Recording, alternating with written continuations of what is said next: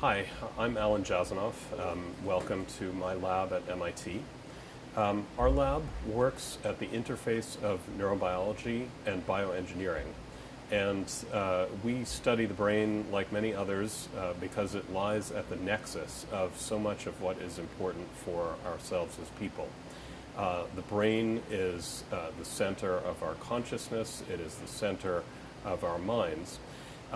It's a tremendous biological cipher as well as a philosophical puzzle, or at least it may be the key to those things. Neuroscience today is an exciting and fast-growing field. There are tens of thousands of neuroscientists in the world, all pursuing different aspects of brain science both the basic research into how the brain works, and also how the brain underlies devastating disorders like mental illnesses. Our lab is first and foremost interested in new ways to look at the brain, new ways to understand how the brain works. And so we spend a lot of time focusing on developing new experimental tools for studying the brain. We work particularly with a type of imaging that's familiar to many people called magnetic resonance imaging. It is known as MRI. And it provides a way to look into the brains of animals, or more famously people, and see what they're doing. So conventional MRI is performed using a method called functional MRI, fMRI. You may have heard that term. And fMRI detects activity of the brain through changes in blood flow that are indirectly coupled to what the brain is doing. So we're not actually seeing brain function when we do fMRI. We're seeing changes in blood flow, and actually a lot of the precision of what the brain does and how it works is lost in that translation. And that severely limits our ability to detect the brain's mechanisms, how different parts of the brain, different groups of cells in the brain, different chemicals that work in the brain, how these things kind of come together, what their dynamics look like over the brain, and how they relate to stimuli or events that are taking place around the animal or the person that we're studying. So our lab tries to get past this limitation by making chemicals that translate aspects of neural function into signals that we can map and measure by imaging. We're interested in looking at aspects of brain function that very few other labs have looked at, both because we're trying to target chemicals that can barely be visualized in living animals currently, and because we're trying to get more holistic, comprehensive pictures of how the dynamics of the brain work. And this is an extraordinary technical challenge for us. It's one that I've now been working on for over 10 years. It requires me and my colleagues to come together with an extraordinary range of different disciplines and different bodies of expertise to kind of attack this problem. So my lab consists of about a dozen students and postdocs, and they come from very different backgrounds. So some of them are basic biologists, some of them are bioengineers, some of them are chemists, some of them are neuroscientists, and we also have electrical engineers. The people in my lab also come from very different national and ethnic backgrounds. And that is a reality of science here at MIT and in much of the world, that the team that comes together around any given problem knows no borders. We've got side by side an Israeli, an Iranian, Germans, Indians, Chinese, and Americans. I'd like you to meet some of them, so let's look around. My name is Ali Barrandov. I'm actually from Iran, and I'm a chemist basically, and in Alan Jasanoff Lab I work on contrast agents that enable us image brain activity. So basically what I do, synthesizing compounds, designing and synthesizing compounds that enable us record different brain activity like thinking, feelings, and processing data, and everything that our brain does is mainly controlled by calcium. And my task in the lab is to make sensors that, by using MRI, these sensors can help us to image brain activity by releasing calcium in different parts of the brain. So based on, for example, what you're doing right now, you can image your brain using these chemicals and show, like, for example, each task is processed by different parts of the brain. So that's actually my task. What I do so-called small molecules, and based on manganese complexes. So I did transition metal complexes and metal complexes throughout my career. And here I work on specific types of compounds that can show us calcium fluctuations, changes in the brain. And then we translate all these changes using MRI imaging into the brain function and brain network. So as you see, this is a conventional wet lab fume hood, and normally what happens is basically we design a compound. As you see here, we design a compound and we set up the synthesis. So the synthesis going on here, as you can see, for example, in this case, this is one of the contrast agents we're going to use later on.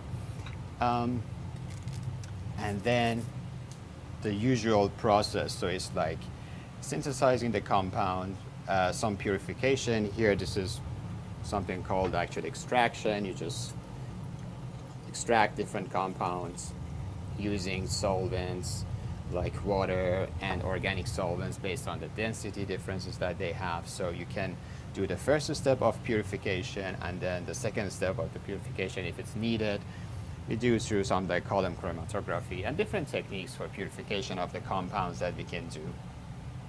So after we have the compounds here synthesized and purified, what we do, we normally take the compound into so-called in vitro tests. So the in vitro test basically means if the compound is not in the body, if it's just sitting on the bench, if the compound can do the tasks or the function that we are expecting. So after the in vitro test, normally, if it's successful, then we take the compound into the next step, which is in vivo tests for us, and which is basically animal tests, testing it in mice, rats, and to see if basically the compounds that we designed, we thought that it should be able to show us like calcium firing in the brain and brain activity, if it really does that function in the brain in animals like rats and mice.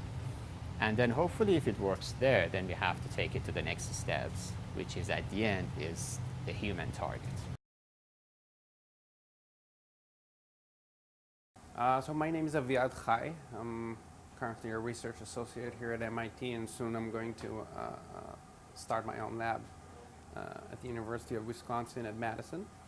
And I've been working on these types of implants that are patterned using nanoscale lithography.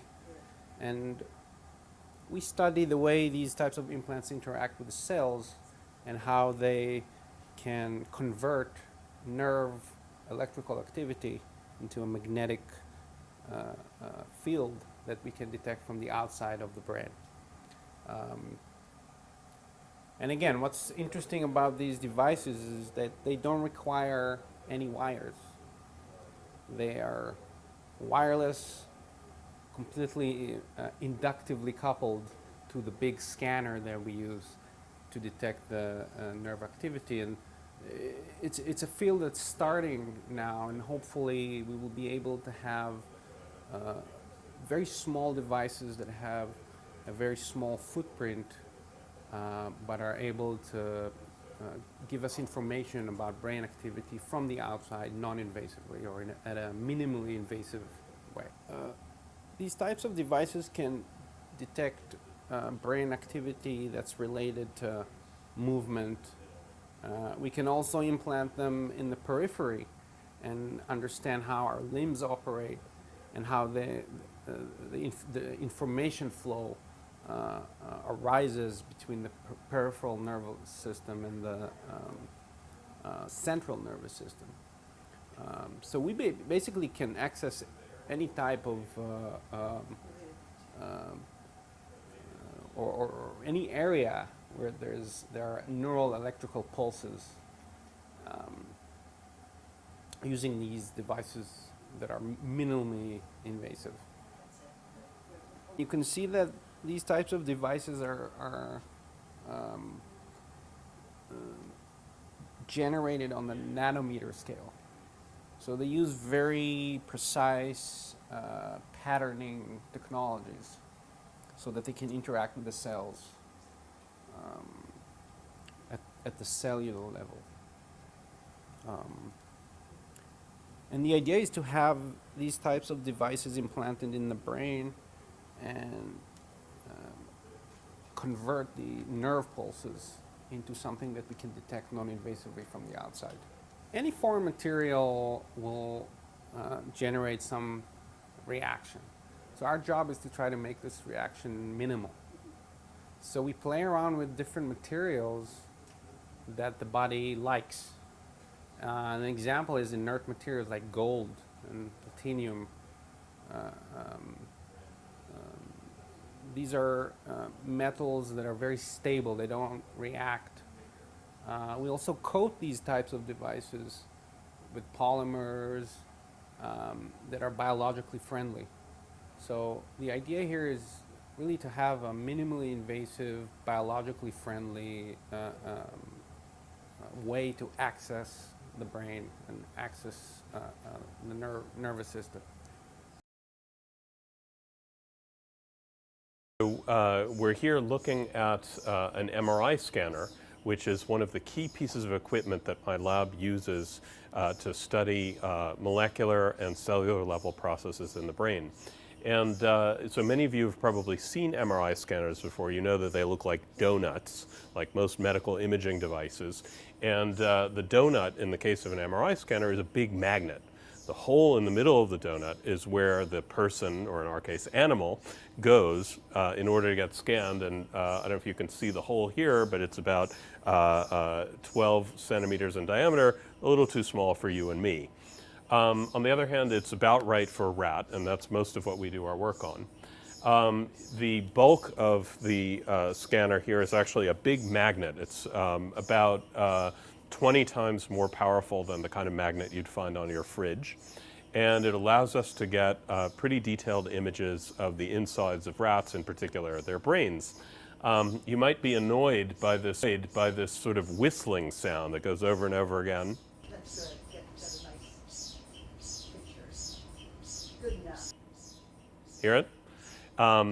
That is the sound of the device that keeps this magnet running. It actually doesn't use electricity, but it has a tremendous stored electrical charge in it that circulates in some wires in there that are kept super cold by liquid helium, and that noise is a pump that keeps the liquid helium pressurized. So that's how this magnet maintains its high magnetic field that we need for our experiments. Now, the scanner is generally operated by people in my lab, and one of the postdocs who works with me, Nan Lee, will tell you a little bit about the experiments that she does here.